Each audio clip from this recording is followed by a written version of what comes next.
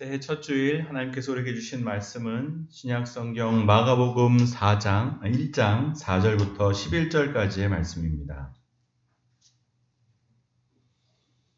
마가복음 1장 4절부터 11절까지의 말씀. 하나님께서 우리에게 주신 말씀을 받들어 봉독하겠습니다. 하나님의 말씀을 경청하시기 바랍니다.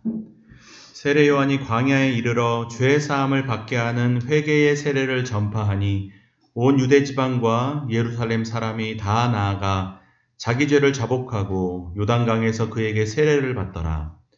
요한은 낙타 털옷을 입고 허리에 가죽띠를 띠고 메뚜기와 석청을 먹더라.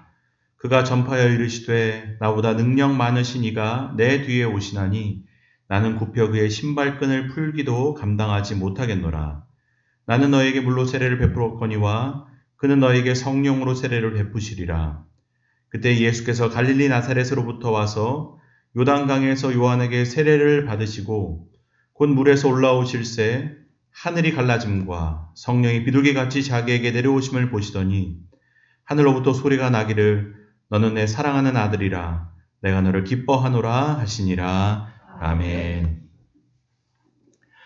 먼저 새해 첫 주일 주님 앞에 나와 예배드리는 모든 분들, 또 여러분의 심령과 가정과 하시는 모든 일들 가운데 올 한 해도 하나님의 은혜와 평강이 함께 하시기를 주님의 이름으로 축복합니다.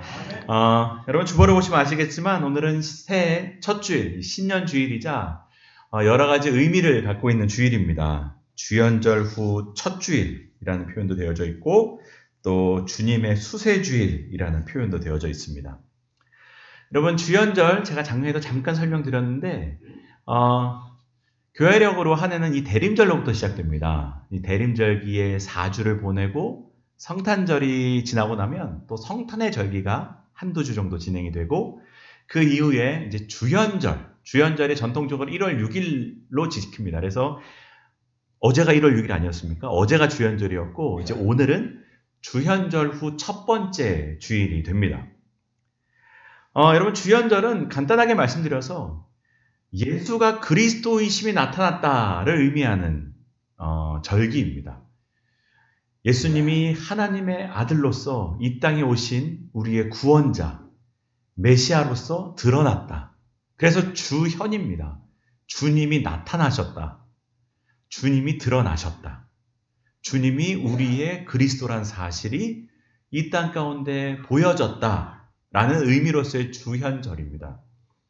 그리고 이 주현절 후 첫 번째 주일을 주님의 세례를 기억하는, 주님이 공생애를 시작하시면서 세례 받으심을 기억하는 주님의 수세주일로 지키는 것은 여러분 사실은 주님이 세례 받으심으로 주님이 이 땅의 그리스도이심이 이제 공적으로 드러난 가장 중요하고 대표적인 사건이 이 세례 사건이기 때문에 그렇습니다.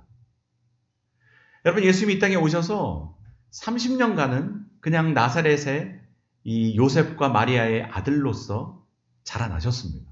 그리고 30세가 되어서 세례를 받으시면서 자신이 구원을 이루는 그리스도로 이 땅에 오심을 이제 공적으로 드러내시는 겁니다.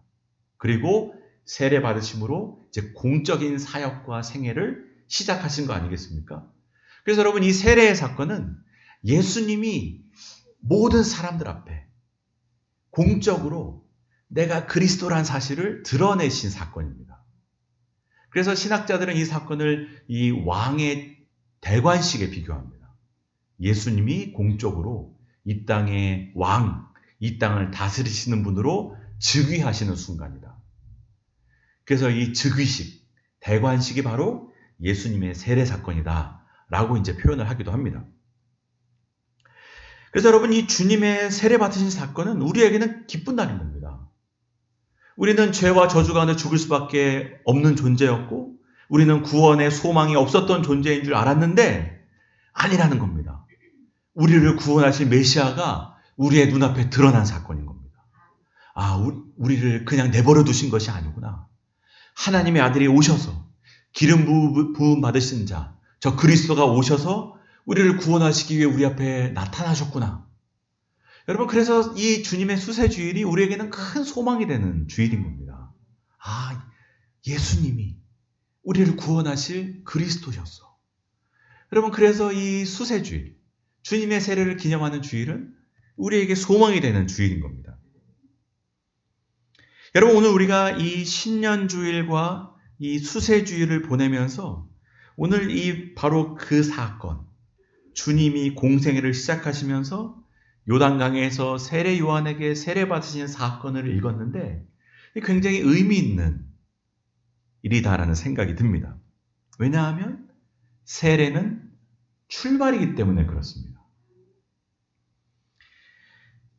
오늘 본문 4절부터 보면 세례 요한이 요단강에서 수많은 사람들에게 회개의 세례를 베풀었다라는 기록으로 시작이 됩니다.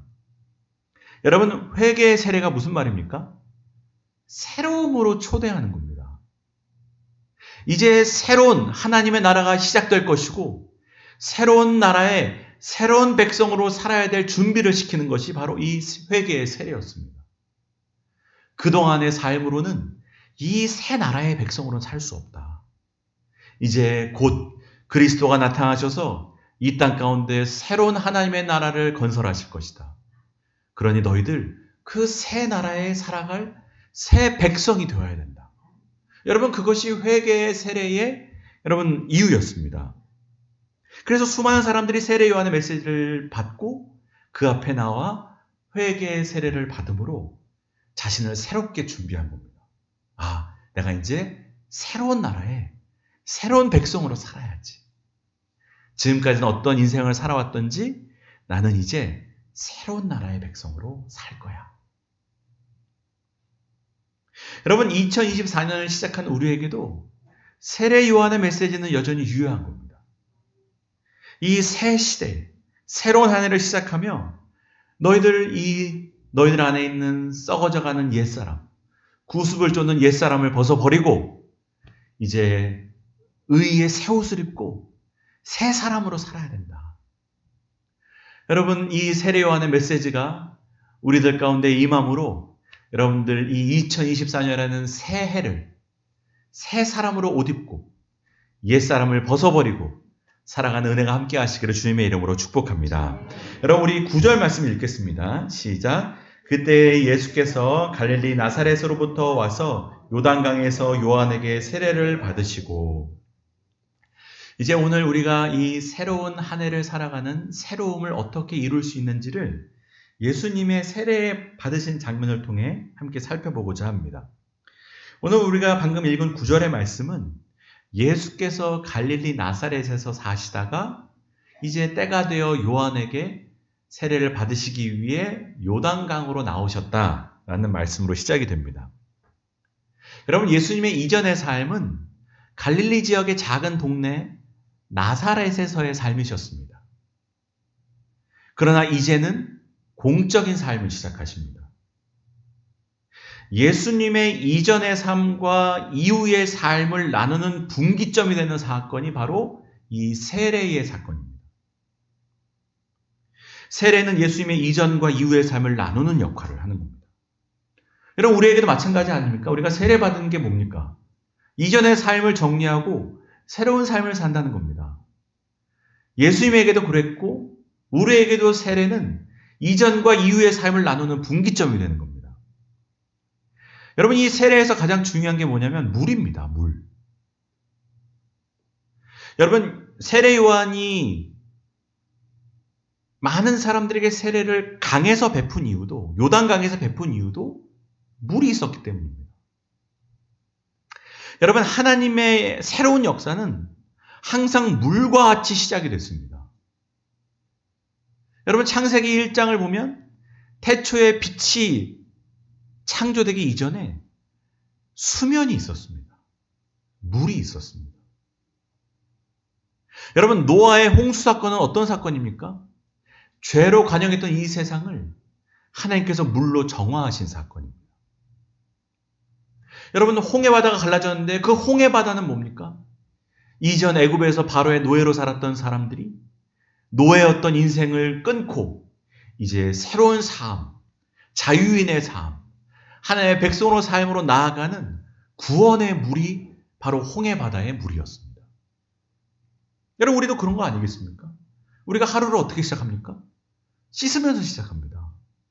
세수를 하던, 샤워를 하던. 우리에게도 뭔가 씻는다는 의미는 내가 새로운 목적을 위해 준비된다는 의미입니다. 여러분, 새로운 일정을 할 수 있고 새로운 하루를 살 수 있게 만드는 것을 여러분, 우리도 씻음으로 시작하는 겁니다.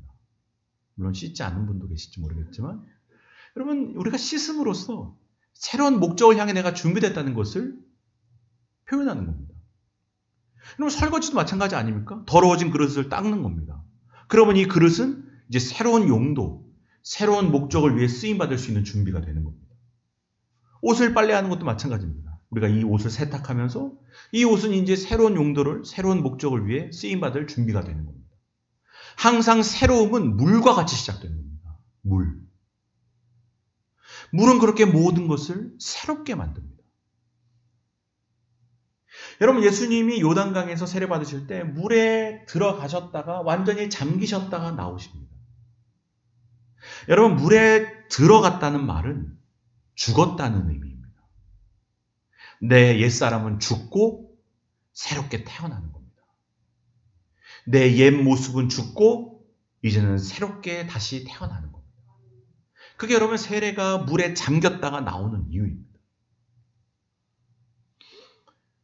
여러분, 홍해바다를 건너면서 노예로서의 옛 삶은 버리는 겁니다. 물을 지나오며 이제는 옛 인생은 죽고 나는 이제 자유인으로서 새롭게 사는 겁니다. 여러분, 이것이 물이 우리를 변화시킨다는 것이고 물이 우리를 새롭게 한다는 의미입니다. 여러분, 지금도 하나님께서는 우리를 물로 초대하십니다. 은혜의 강가로 부르시는 겁니다. 그 은혜의 강물에서 우리를 완전히 새롭게 하시는 겁니다. 여러분, 그래서 은혜가 우리를 새롭게 합니다.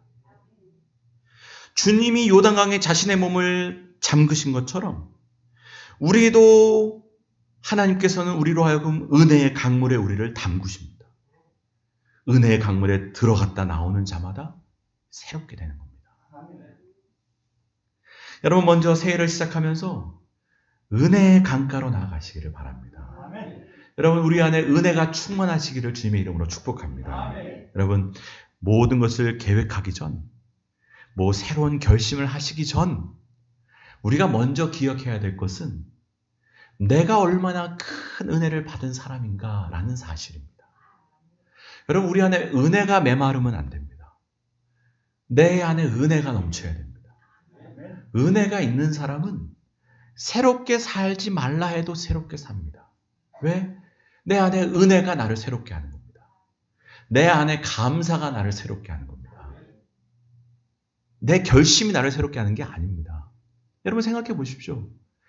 부모의 은혜를 아는 자녀들은 막 살라고 그래도 막 살지 못합니다. 왜? 어머니, 아버지가 나 때문에 고생하시는 걸 알기 때문입니다. 그 사랑이 나를 새롭게 하는 겁니다. 그 은혜가 나로 하여금 잘 살게 만드는 겁니다. 여러분, 은혜가 나를 새롭게 한다는 건 바로 그겁니다. 은혜. 여러분, 그래서 은혜가 마르면 이 안에서 새로운 것이 시작이 안 됩니다. 근데 은혜를 아는 사람은 새롭게 살지 말라 해도 새롭게 사는 겁니다.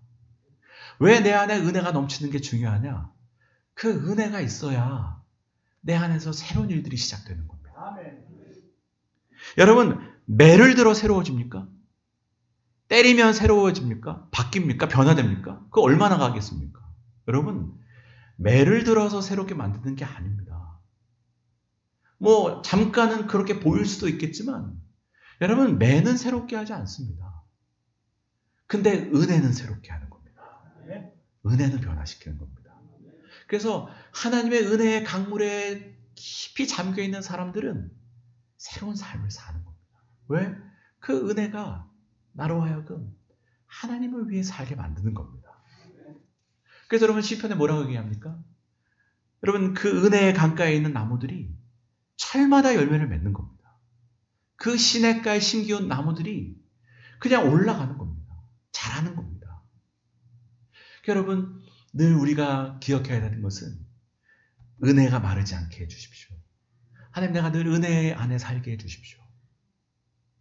여러분 에스겔서를 보면 여러분 잘 아는 이야기가 나옵니다. 에스겔 47장을 보면 성경에서 나오는 이 물이 흐르고 흘러가지고 나중에는 강을 이루고 바다로 흘러가는 모습이 나옵니다.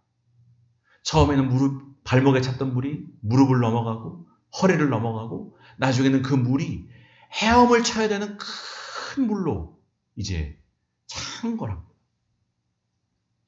여러분 그 물이 흘러가는 곳마다 살아나는 생명의 역사를 만듭니다. 그 물 안에 생물들이 살아나고 그 물이 흘러가는 바다가 살아나고 죽은 바다가 살아나고 그 강 저우편에 있는 나무마다 열매를 맺고 그 성경에서 흘러나오는 물이 큰 생명의 역사를 만들어내는 모습을 보여주는데 여러분 이게 뭘 말하는 거겠습니까? 여러분 이 은혜에 발목만 담그면 안 됩니다. 무릎 정도로 담그면 안 됩니다. 허리 정도 담그면 안 됩니다. 그냥 은혜 안에서 헤엄을 쳐야 됩니다. 은혜 안에 잠겨야 되는 겁니다. 그럼 여러분 거기서 새로움이 나타나는 겁니다. 죽어있던 사람이 살아나는 겁니다. 죽어있던 심령이 열매를 맺게 되는 겁니다. 그게 어디서 오냐? 그 생명의 강가, 은혜의 강가에서 그 은혜의 강 옆에 있는 사람들마다 열매를 맺고 자라나고 새로운 변화를 향해 나아가게 되는 겁니다. 여러분 올 한 해 여러분의 삶의 날마다 그 은혜에 깊이 잠기게 되시기를 주님의 이름으로 축복합니다. 아멘. 여러분 우리가 제일 늘 긴장해야 되는 것은 내 안에 은혜가 마를까 봐. 그게 우리에게는 가장 위험한 일입니다. 그러니까 여러분 항상 우리가 뭐라고 기도합니까? 하나님 내 안에 은혜가 마르지 않게 해주십시오. 은혜가 마르면 안 되는데 제가 은혜 없이 일하고 있습니다. 은혜 없이 섬기고 있습니다. 은혜 없이 살고 있습니다. 여러분 그거는 우리의 영적인 건강의 위험 신호입니다. 여러분 그때마다 여러분 긴장하고 하나님께 은혜를 구해야 됩니다. 그래서 우리는 은혜 받는 일에 열심을 내는 겁니다. 왜 말씀 듣습니까? 왜 교회 나옵니까? 은혜 받으려고 오는 겁니다. 그 은혜가 충만해야 되니까. 그 은혜가 우리를 새롭게 하니까. 그 은혜가 나로 하여금 변화의 삶을 살게 하니까. 그렇게 여러분의 심령마다 여러분의 가정마다 우리 교회 가운데 늘 은혜가 넘치는 복된 삶이 되시기를 주님의 이름으로 축복합니다. 여러분 은혜. 그러면 두 번째를 한번 보겠습니다. 우리 10절 말씀 읽겠습니다. 시작. 곧 물에서 올라오실새 하늘이 갈라짐과 성령이 비둘기같이 자기에게 내려오심을 보시더니.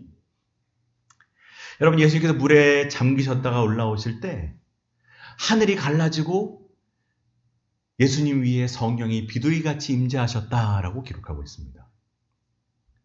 여러분 은혜가 우리를 새롭게 한다는 것을 우리가 앞에 9절 말씀을 통해 살펴봤는데 두 번째는 성령님이 우리를 새롭게 하신다는 것을 보여줍니다. 여러분 우리를 새롭게 하시는 분은 성령님이신 줄로 믿습니다. 여러분 우리가 먼저 확인해 봐야 되는 것은 뭐냐면 성령님이 임재하실 때 하늘을 가르셨다는 겁니다. 하늘을 찢으시고 성령님이 임하셨다는 겁니다. 여러분 막혀있던 것이 열렸습니다. 여러분 하늘이 막혀 있었습니다. 여러분 신구약 중간시대 이 말라기 때부터 여러분 예수님께서 나타나실 그때까지 예언이 그쳤습니다. 말씀이 그쳤습니다. 하늘이 막혀 있었습니다. 그런데 그 막혀있던 하늘이 찢어지며 갈라지며 성령님께서 내려오셨습니다. 그렇게 새 시대가 열렸고 새로운 구원의 역사가 시작됐습니다. 마치 홍해바다가 갈라짐으로 이스라엘 민족에게 새 시대가 열렸던 것처럼 광야에서 목말랐던 이스라엘 백성에게 바위가 쪼개지면서 거기서 물이 흘러나왔던 것처럼 하늘이 막혔던 하늘이 열리면서 성령님이 임하실 겁니다. 여러분 성령님은 막힌 것을 찢으시고 가르시고 들어오십니다. 우리의 완악한 심령을 찢으시고 들어오십니다. 우리의 강팍한 심령을 쪼개시고 들어오십니다. 여러분 그게 성령의 역사입니다. 우리는 막으려고 하지만 막을 수 없습니다. 예수님께서 십자가에 못 박히실 때 휘장이 찢어진 것처럼 우리의 완악한 마음을 찢으시고 성령님이 들어가실 때 그 안에서 새로운 역사가 일어나는 겁니다. 여러분 우리가 읽진 않았지만 이 성서전과의 또 다른 본문이 창세기 1장 1절부터 5절까지의 말씀입니다. 여기에 뭐가 나옵니까? 창조 이전에 이미 수면 위를 운행하시던 하나님의 영이 나옵니다. 주의 영이 수면 위를 운행하시더라. 이미 창조 이전부터 계셨던 성령님. 그 성령님이 성부, 성자 하나님과 함께 이 땅을 창조하신 겁니다. 성령님의 은혜가 있을 때 새로운 역사가 일어나는 겁니다. 빛이 나타나는 겁니다. 그리고 또 다른 성서전과의 본문, 사도행전 19장 1절부터 7절까지의 본문은 여러분 제가 여러 번 말씀드린 바울의 3차 전도 여행에서 에베소에서 있었던 일을 기록한 본문입니다. 여러분 여기에 뭐가 나옵니까? 사도 바울이 에베소라는 도시에 도착하자마자 거기에 모여있는 12명 정도의 사람들에게 뭘 처음에 물어보냐면 너희가 믿을 때에 성령 받았느냐라고 물어봅니다. 뭘 확인했냐? 성령님을 확인합니다. 에베소에 가자마자 사람들에게 신앙생활 언제 했습니까? 어떻게 그거 아닙니다. 너희가 성령 받았느냐? 왜 성령님이 아니면 이 도시에는 소망이 없는 겁니다. 그러나 이들이 준비가 덜 되고 아무것도 없고 아무것도 몰라도 성령님이 오시면 여기에는 새로운 일이 일어나는 겁니다. 그래서 사도 바울이 너희가 믿을 때 성령 받았느냐? 그때 이들이 뭐라고 대답합니까? 우리가 들어본 적도 없다. 그때 사도 바울이 세례를 베풀 때 그 에베소에 성령이 임합니다. 그래서 오순절날 예루살렘에 있었던 사건, 방언하고 예언하는 사건이 그 에베소에 12명의 정도 모인 사람들에게 나타나는 겁니다. 여러분 그 뒤의 일은 보나마나 우리가 잘 아는 얘기입니다. 에베소가 뒤집어지기 시작합니다. 에베소에 큰 역사가 일어납니다. 두란노 서원이 세워지고 그 인근 각처에 있는 수많은 사람들이 말씀을 듣고 여러분 그 주변을 다 변화시킵니다. 에베소에 있는 사람들이 자신이 갖고 있었던 마술책, 주술책을 들고 와서 불태우는 사건이 일어납니다. 여러분 그 에베소를 변화시키는 사건이 뭐로부터 시작됩니까? 성령님. 성령님이 12명 되는 사람한테 임했을 때 여러분 거기서 새로운 역사가 일어나는 겁니다. 여러분 새해를 우리가 새롭게 출발하면서 우리가 새로운 길을 걸어가려면 내가 하는 걸로 새로운 일이 일어나는 게 아닙니다. 전적으로 성령님께 의지하고 순종함으로 우리를 통해 하나님께서 새로운 일을 행하시는 겁니다. 내가 새로운 일을 행하려고 하지 말고 성령님이 내 안에 오셔서 나를 통해서 새로운 일을 하실 수 있도록 우리는 성령님께 우리를 열어드리고 성령님을 의지하고 성령님께 순종해야 됩니다. 그게 우리 안에 새로운 일이 일어나는 유일한 길인 겁니다. 왜? 내 안에서는 선한 것이 나올 수 없습니까? 우리 주님 마음 내게 주소서라는 찬양을 보면 그 내용이 나옵니다. 선한 것 하나 없습니다. 보소서 주님 내 마음을. 선한 것 하나 없습니다. 우리 안에는 선한 게 나올 수 없습니다. 여러분 안에서 새로운 게 나올 수 있습니까? 우리 안에 새로운 일이 일어날 수 있습니까? 없습니다. 오직 성령님이 우리 안에서 새로운 일을 시작하시는 겁니다. 그럼 여러분 우리가 새로운 일을 하려면 그분이 나를 이용해서 새로운 일을 하실 수 있도록 열어드리는 것밖에 없는 겁니다. 태초에 천지를 창조하신 성령, 예수님의 공생애를 시작하게 하신 성령, 그 위에 사도들과 주님을 따르는 모든 사람들에게 임재하셔서 새로운 인생과 사명을 위해 살게 하신 성령님의 그 은혜를 우리는 의지할 뿐인 겁니다. 여러분 올 한 해 성령으로 충만하시기를 바랍니다. 성령님께서 우리 안에 일하시도록 성령님께 우리를 열어드리시기를 바랍니다. 그러면 여러분 하나님 주님께서 우리의 닫힌 마음을 찢으시고 가르시고 여시고 우리 안에 들어오시는 겁니다.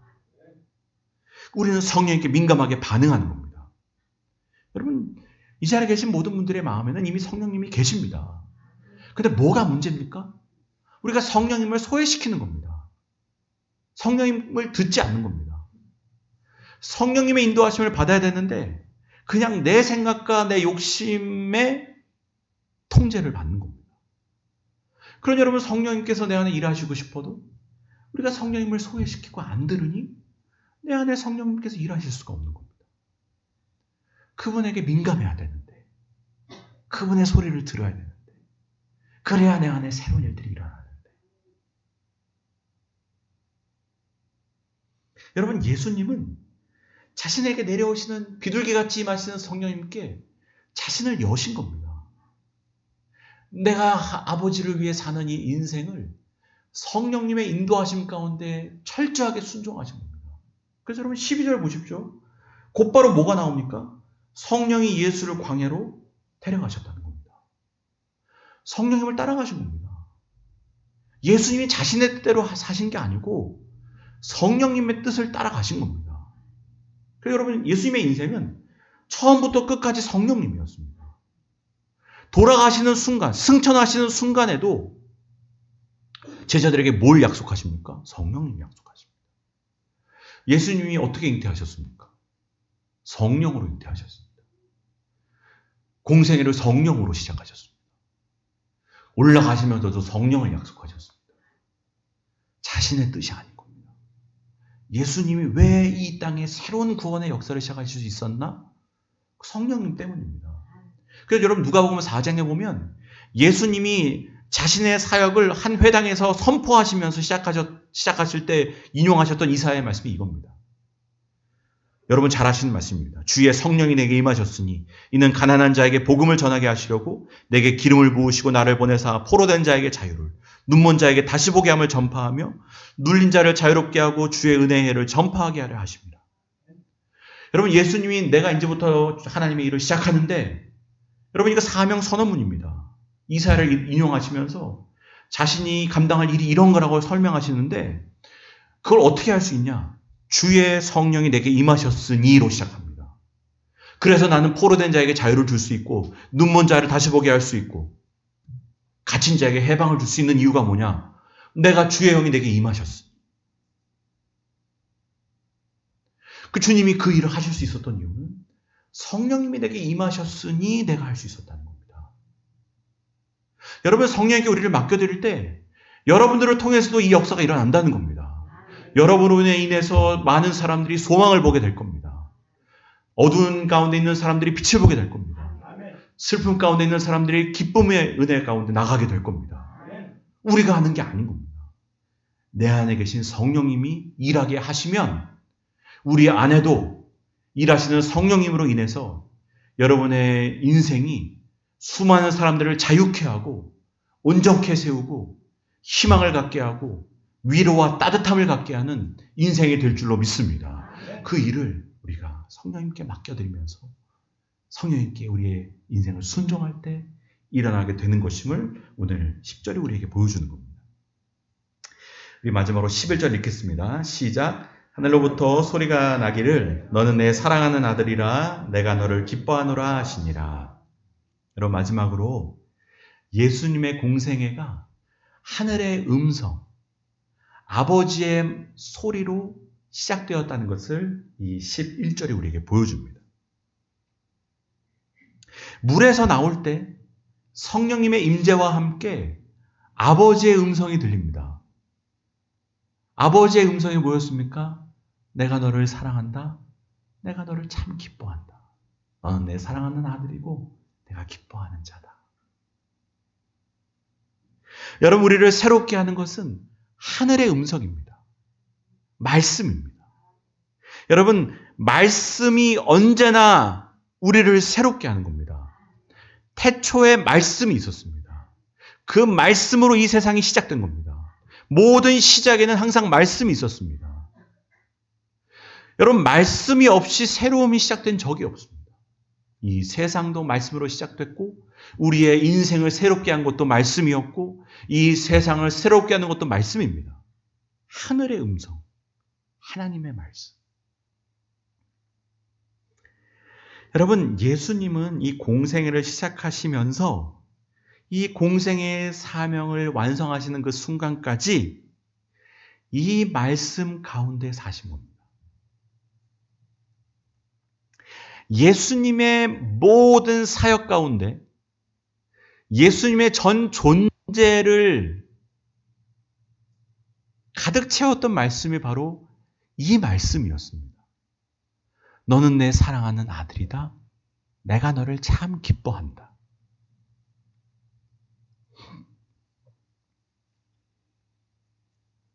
여러분 이것이 주님의 자의식이었습니다. 여러분 이 자의식이라는 말이 뭐겠습니까? 자기 정체성이었습니다. 나는 누구냐?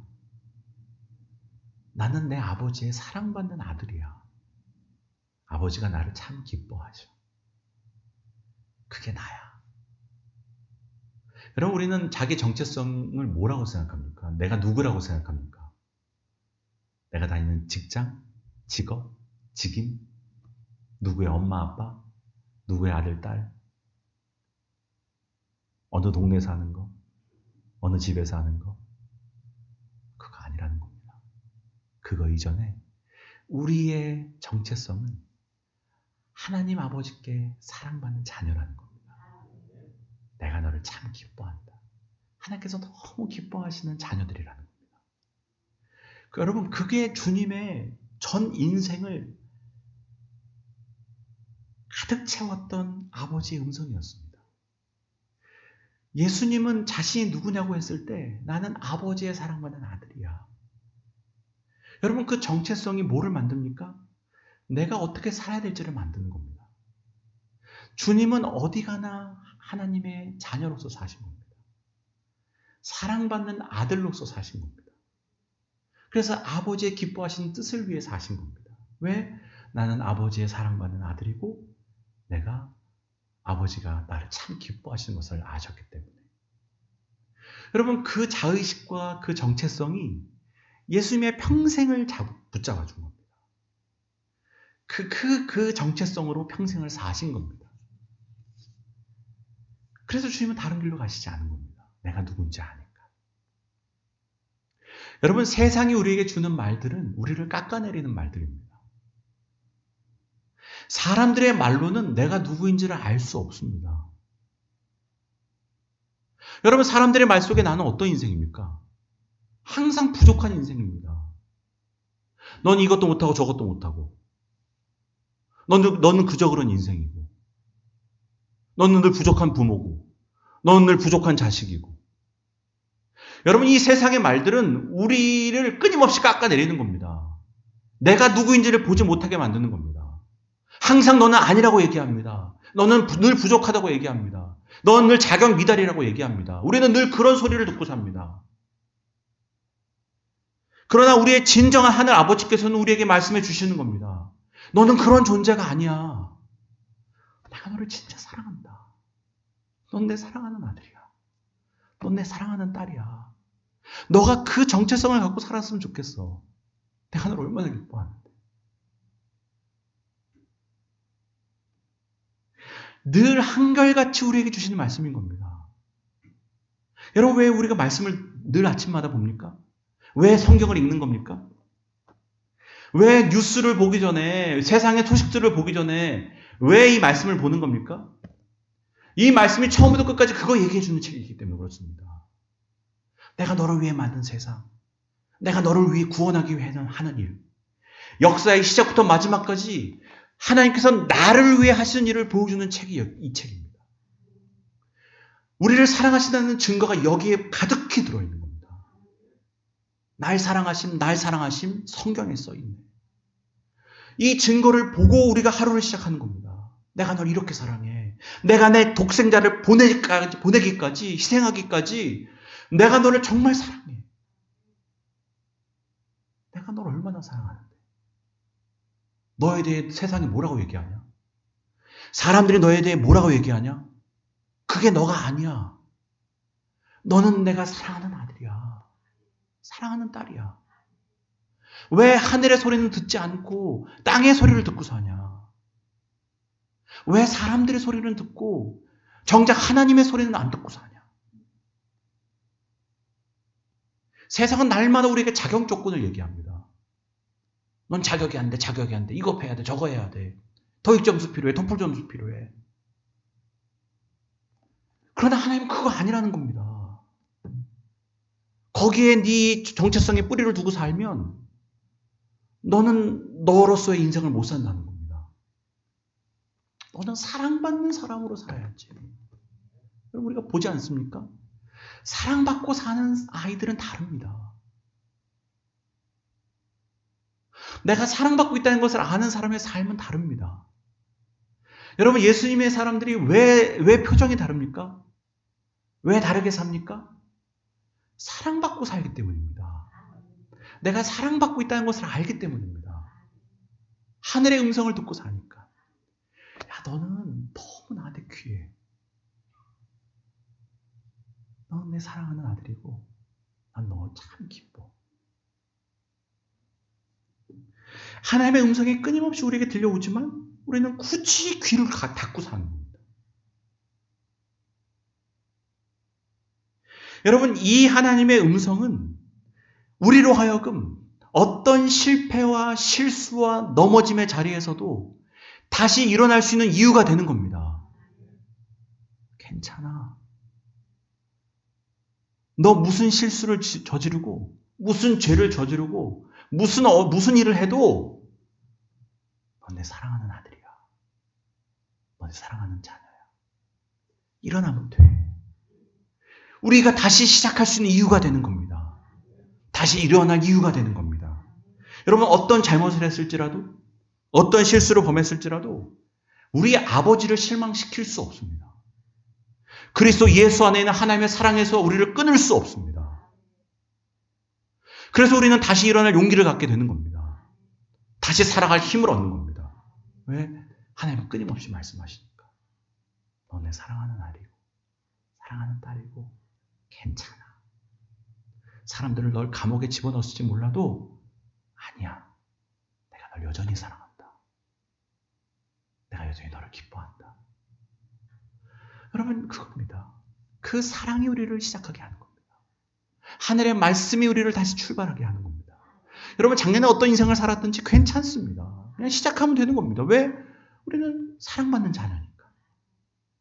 탕자가 돌아오면 언제든지 받아주시는 겁니다. 무슨 짓을 저질러도 안아주시는 겁니다. 그냥 또 아들로서 살면 됩니다. 저를 종중의 하나로 여겨주십시오. 아니야, 넌 내 종이 될 수가 없어. 왜? 넌 내 아들이니까. 그냥 일이나 시켜주십시오. 너는 그런 존재가 아니야. 넌 내 아들인데 그냥 시작 아들이야. 너는 그냥 아들이야. 무슨 소리야. 여러분, 그 사랑, 그 하늘의 음성, 그 말씀이 우리를 새롭게 하는 겁니다. 여러분, 그래서 오늘 본문이 우리에게 보여주는 건 뭡니까? 내가 새로운 출발을 하는 게 아닙니다. 내 안에 계신 하나님이 새로운 일을 시작하시는 겁니다. 우리가 할 일은 뭡니까? 그 은혜의 강에 잠기는 겁니다. 성령께 우리를 열어드리는 겁니다. 날마다 그 말씀을 듣는 겁니다. 그러면 그것이 우리 안에서 새로운 일을 시작하시는 겁니다. 이루시는 겁니다. 그래서 여러분, 2024년 우리에게 주셨지만 다시 올려드리는 겁니다. 하나님, 2024년도 저는 주님의 것입니다. 주님, 저를 통해 일해 주십시오. 저는 뭘 해야 될지도 모르겠고 어디로 가야 될지도 모르겠고 새로운 일을 어떻게 해야 될지도 모르겠습니다. 그냥 저를 도구로 써주시고 저는 따라가겠습니다. 그럼 여러분, 나는 가만히 있어도 새로운 일이 시작되는 겁니다. 여러분, 새로운 일은 내가 하는 게 아니고 하나님께서 새로운 일을 시작하시는 줄로 믿습니다. 여러분, 올 한 해도 하나님께 여러분의 인생을 맡겨드리시기를 바랍니다. 주님의 뜻에 순종하시기를 바랍니다. 날마다 그의 말씀 가운데 사시고 성령의 음성을 민감하시고 늘 은혜 가운데 푹 잠겨 사시기를 바랍니다. 그럴 때 우리 교회를 통해, 여러분의 가정을 통해, 여러분의 한 분 한 분의 인생을 통해 하나님께서 이루시는 새 일을 경험하게 되는 복된 한 해가 될 줄로 믿습니다. 기도드리겠습니다. 우리 시간 잠시 기도하겠습니다. 우리 새해를 맞이했는데 하나님, 사실 저는 올 한 해도 어떻게 살아야 될지 모르겠습니다. 제가 무슨 계획을 하지만 그것이 새로운 일인지도 잘 모르겠습니다. 겸손히 우리에게 주신 이 한 해를 다시 주님께 올려드립니다. 주님, 오셔서 우리 안에 새로운 일을 시작하여 주옵소서. 저는 날마다 하늘의 음성에 귀를 기울이겠습니다. 성령님께 우리의 마음과 우리의 삶을 열어드리겠습니다. 주의 은혜를 기억하며 그 은혜에 잠겨 살겠습니다. 이 일은 하나님께서 행해 주시고 저는 그 새로운 일을 경험하는 인생, 경험하는 이 한 해가 될 수 있도록 은혜를 더하여 주옵소서. 우리 가정을 열어드립니다. 우리 교회를 열어드립니다. 우리의 모든 사역의 자리를 열어드립니다. 오셔서 우리 안에 새로운 일을 시작하여 주옵소서. 이 시간 겸손하게 주님께 기도드리고 우리 주님 앞에 올 한 해를 맡겨드리겠습니다. 다 함께 기도드리겠습니다. 하나님 아버지, 우리는 어디로 가야 될지 무엇을 해야 될지 알지 못합니다.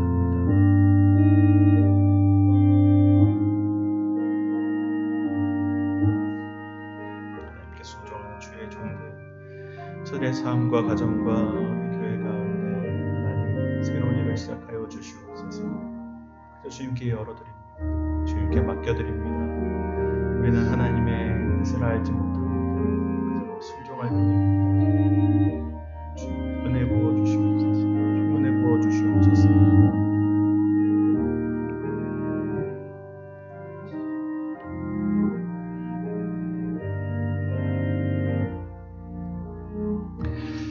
하나님 아버지, 우리는 새로워지고 싶고 변화하고 싶지만 그러나 어떻게 될지 잘 모르겠습니다. 우리는 모르기 때문에 주님께 맡겨드립니다. 우리 안에 선한 것이 나올 수 없기에 주님을 의지합니다. 우리에게 주신 2024년 다시 하나님께 올려드립니다. 하나님께서 우리 안에 새로운 일을 시작하여 주옵소서. 주님의 뜻대로 인도해 주옵소서. 우리는 날마다 하늘의 음성을 듣고 살아가며 성령님께 우리의 마음을 열어드리며 주님의 은혜 가운데 살아갈 때에 우리가 상상할 수 없는 하나님의 새로운 역사가 우리 가운데 시작될 줄로 믿습니다. 그렇게 우리 모든 성도들 하나님께 우리의 삶을 열어드리게 하시며 우리의 가정을 열어드리게 하시며 우리 교회를 열어드릴 때에 하나님께서 우리 안에 새로운 일을 이루심을 보게 하시며 경험하게 하여 주시며 2024년 내 결심으로 만들어가는 한 해가 아니라 우리 안에 새 일을 시작하시는 하나님의 역사를 보는 은혜를 누리게 하여 주시옵소서. 그렇게 하늘의 음성으로 사는 성령님께 우리의 인생을 맡겨드리는 또 은혜의 강 가운데 깊이 잠겨 사는 우리 모두가 되게 하여 주옵소서. 예수 그리스도의 이름으로 기도드립니다. 아멘.